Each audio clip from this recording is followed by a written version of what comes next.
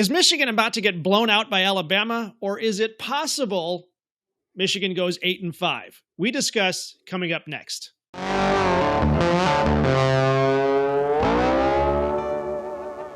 Welcome to the Point a Minute Show, where we make one outstanding point for every minute of football right here on Michigan Football at the voice of college football. My name is Cliff. His name is Mac. Let's get into it. Now, if you had said that Michigan and Alabama would be playing in a bowl game this year, we would have thought it would have been the playoffs until about 3/4 into the Fresno State game. One thing led to another, and 6-5 Michigan beats number 2 Ohio State at Ohio State. Go Blue. And there are arguments that Alabama should have been in the playoffs, especially with the way Southern Methodist SMU played against Penn State and the way Indiana played against Notre Dame, although they were a little bit better than SMU. Heck, even Tennessee is making a lot of people rethink this whole 12-team playoff thing, given the way Ohio State embarrassed them silly Saturday. Nevertheless, Alabama and Michigan face off in the Reliaquest Bowl. It's one of those meaningless bowls that aren't in the playoffs at noon on New Year's Eve. And frankly, it doesn't seem like there's a ton of hope for Michigan. But Austin Bundy from Fansided may have something to say about that.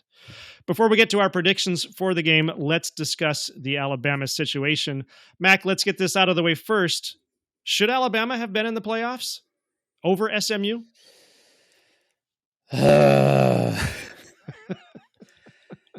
don't know. No, I'm going to totally ride the fence on this one.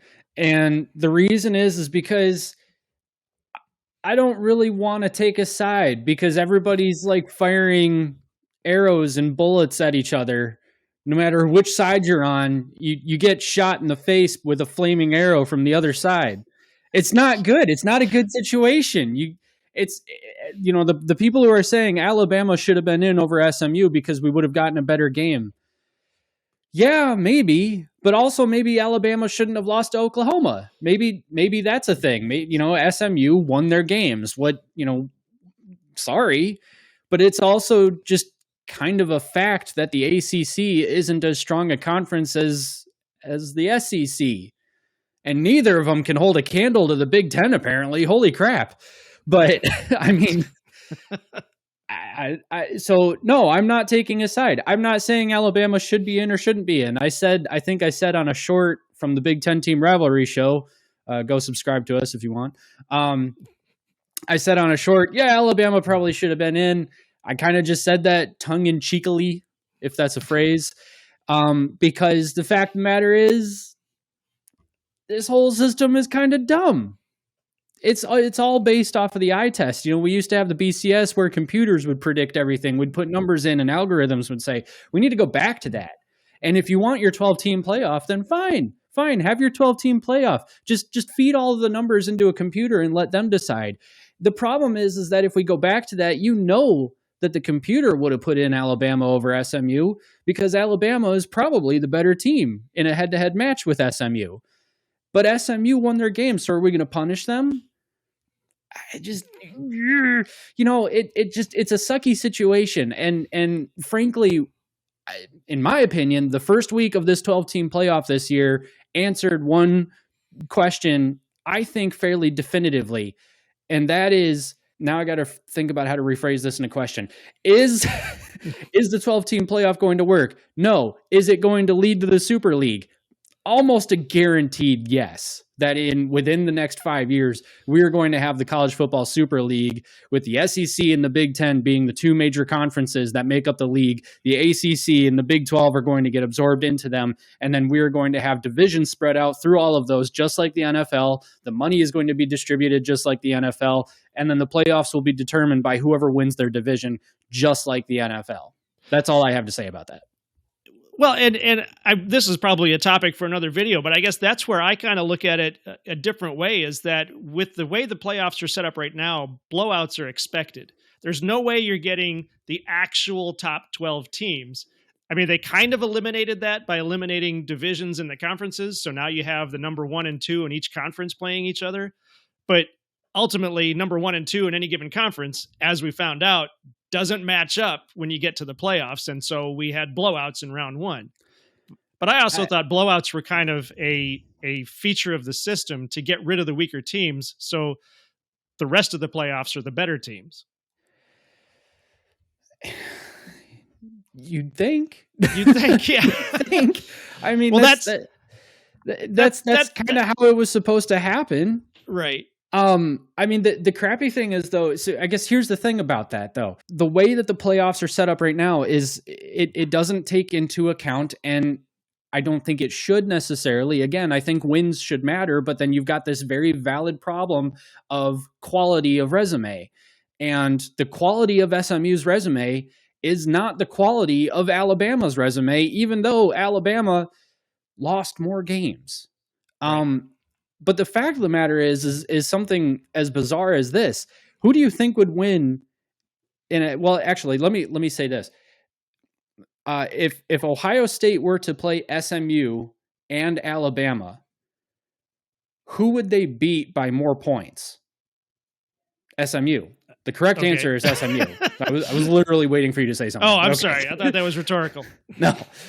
But I guess my point here, though, is that Ohio State would have trashed both SMU and Alabama, so maybe neither of them should be in, because Ohio State finished 4th place in the Big Ten. Our 4th place team trashed Tennessee, would likely have trashed Alabama, definitely would have trashed SMU. So I guess that's the problem with this whole thing, is that right now the system is based on not on quality of resume, but on number of wins. And that's probably the correct way of doing it. But the rest of how college football is structured does not lend well to that system, because you then put teams like SMU in the playoffs, whereas Alabama would have at least given like Ohio State, but definitely Penn State, the better game. I mean, Penn State finished number 2 in the conference, and with a loss to the number 4 team in the conference, and Penn State was the one that throttled SMU.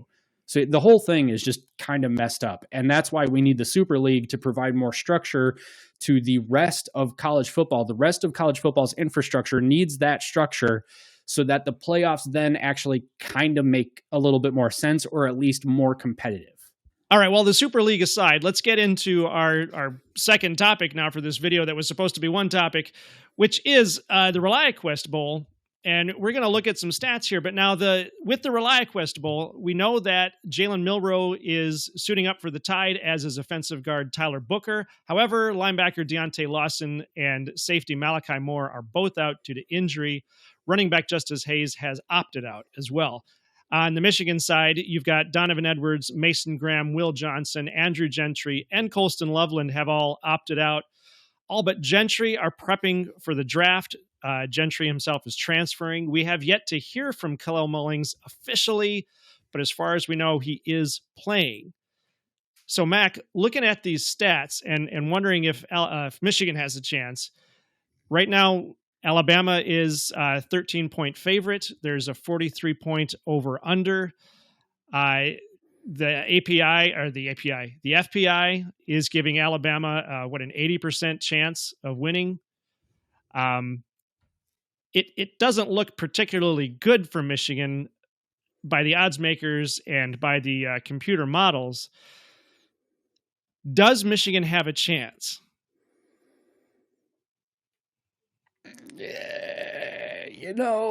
I mean, yeah. According to ESPN, at least a 19% chance. So, right. Sure. I mean, why not? If Alabama can lose to Oklahoma and Ohio State can lose to Michigan, then why can't Alabama lose to Michigan? Obviously, okay, so you can't take anything about that Ohio State game and relate it to any other game. You can't say, oh, well, Michigan beat Ohio State, so obviously they can beat Alabama because, we can say that, and we can say it all day long. And we will. And we will. With proud ignorance. But anyway, clearly Ryan Day has a Michigan problem. And it's so funny to see Ohio State fans just melting down about, Michigan fans laughing about the fact that Ohio State beat Tennessee. I don't know if Ohio State fans know this, but with every additional touchdown they scored, I laughed harder. Like, where was that team against Michigan? It just proves that Michigan lives in Ryan Day's head rent free. And I don't care if that's inflammatory. It seems to be the truth. And please, Ohio State, do not get rid of that guy because he is a phenomenal coach. And maybe one day he'll figure out the Michigan problem. So far, he hasn't. But it's just, it's hilarious. Like, Ohio State fans have fun watching from the outside. I kind of am. It's kind of great. Well, and I want to point out here, we take a lot of crap from not just Ohio State fans, from basically anybody out there who likes to hate watch the videos, and they attack us for simple mistakes that we make. But look at the FS1 page right here. They've got Alex Orji as the starting quarterback for Michigan. This is Fox Sports. I think Alex Orji is in the transfer. I know Alex Orji is in the transfer portal. Yeah. I don't know that he's playing this game or not, but he's definitely not the starting quarterback, no matter how you look at it. But does Michigan have a chance? Not based on the Ohio State game. Yes, of course they have a chance. I would have said that they'd have a better chance if Mason Graham and Kenneth Grant were both playing. But they're not, and that's not great. So I don't feel great about it. I really don't. Jalen Milroe's playing. Justice Hayes, I believe, is out for Alabama. Ryan Williams, I think, is in as far as we know. He's a really talented true freshman for Alabama. The one thing I will say about this game is that Davis Warren actually has the turnover advantage versus Jalen Milroe. Okay. Jalen Milroe has thrown 10 interceptions. Davis Warren has only thrown 9. And as far as I know, only one of these quarterbacks have walked into Columbus and defeated Ohio State. So I'm just going to leave it right there. I'm going to have fun with this. It's going to be great. I don't care who wins this. Well, I care who wins this. I want Michigan to win, but whatever. But okay, look at these team stats though. Okay, so points per game. You've got Alabama at 35.5, Michigan at 22.3. Passing yards, 251 for Alabama, 141 for Michigan. Rushing yards, Alabama wins. Opponent points per game. So that's points allowed. Michigan's at 20 and Alabama's at 17. Yards allowed. Michigan's allowing more yards. Rush yards allowed. Alabama is allowing more yards there. So Michigan at least has in the stats one category that they have an advantage in. Well, and that's honestly the best category for them to have the advantage in too, because points against, Alabama's ranked 10th with point scoring defense. So that's not great. But if Michigan can run the ball, for 140 yards on Alabama, then there's a universe where Michigan somehow or another squeaks this game out like 17-14. I just, I could see that happening. Yeah. But that actually works out in Michigan's favor a little bit, since if they can run the ball. So if they can keep it tight, like they did against Ohio State, maybe they have a chance there. Yeah. I mean, I don't think that the mental dynamics are going to work the same way against Alabama as they did against Ohio State. Like if, I think it was Joel Klatt that was saying that they were talking to the Michigan coaches the week of the Ohio State game. And it was Sharon Moore or some Michigan coach that said they feel like if they can take a 1-score game into the fourth quarter, then they can win the game, or they will win the game. Actually, they outright said they will win that game if it's 1 score going into the fourth quarter. And wouldn't you know it, they did. So that's kind of wild. The mental issue is that it's like I said, that Michigan lives in Ryan Day's head rent free. Michigan, right now anyway, does not live in Kalen DeBoer's head rent free or Alabama's head rent free. Although, as I don't say they that, though? I mean, after the Rose Bowl. So as I say that though, I kind of remembered. I mean, Michigan beat a lot of these players in the Rose Bowl last year, and also beat Kalen DeBoer in the national championship last year. So maybe he's a little upset, but I think he's more like, I want revenge upset. I don't think he's, oh my gosh, I got to win this game or I'm going to get fired upset. Like, whatever happens in this game, if Alabama loses this game, Kalen DeBoer is going to be questioned, but he's not on the hot seat. It's his first year and he's taking over for the best college football coach of all time. So he's not going to get fired. The pressure's relatively off. I just feel like everything but the running stats stacks up in favor for Alabama for this game. So if Michigan wants to win, they establish the run. Davis Warren's going to need to complete a couple of third down conversions, and Michigan's just going to need to do everything they can to keep Alabama's offense off the field. And then also maybe even force Jalen Milroe into throwing a lot more than he wants to. I mean, if he's turning the ball over a decent amount, which he is, then they've got a shot. I think that's how they have. I think that's how they could win. It's a narrow path, but they could do it. So if we could, let's look at some of the team leaders here. So this is more accurate. They've got Davis Warren in as the starter against Jalen Milroe. Jalen Milroe outclasses Davis Warren by double, at least double. Jalen Milroe, oddly enough, is their key or their leading rusher on Alabama. So if they can stop Jalen Milroe, they can stop the rushing game. Kalel Mullings, as we said, should be playing, but we're not certain. Then we're going up against, we've got Ryan Williams against Colston Loveland. Now, Colston Loveland we know is out. Who fills in for Colston Loveland? Marlon Klein. And Marlon Klein is an extremely talented tight end. I mean, he had a couple of big catches against Ohio State, even. So I think he would do just fine. I mean, he's obviously got to get more developed. He's got to get a little bit better, but I think he's extremely talented. And if he's developed a little bit more, he'll be great. Against Alabama, though, I don't know. That's the thing, is I don't know how this is going to stack up against Alabama. This is a bowl game coming off of one of the worst seasons since Brady Hoke, and yet they beat Ohio State. It just, nothing makes sense. Right. So then again, their leading touchdown scorer is Jalen Milroe for Alabama, which again, if they can stop Jalen Milroe from moving, they can shut Alabama down. Yeah, but Mason Graham and Kenneth Grant aren't playing. So who fills in for them, you know? Right. And yeah, so that comes up next. Now, Kalel Mullings, we know, we're not sure if he's playing or not. We're pretty sure he's playing. For tackles, the leading tackler for Alabama is Jihad Campbell. With 99, Ernest Hausman 79. I believe he is playing. We just checked the transfer portal. It doesn't look like he's in the transfer portal right now, and I haven't heard that he's opting out. I might be missing something there, but there we are. Jihad Campbell is also their lead in sacks, and Josiah Stewart is the lead in sacks for Michigan. Kickers, we've got Graham Nicholson versus Dominic Savada. And again, Michigan has the advantage with the kicker because Savada is just unstoppable. Doesn't seem to beat Ohio State. Beat Ohio State, yeah.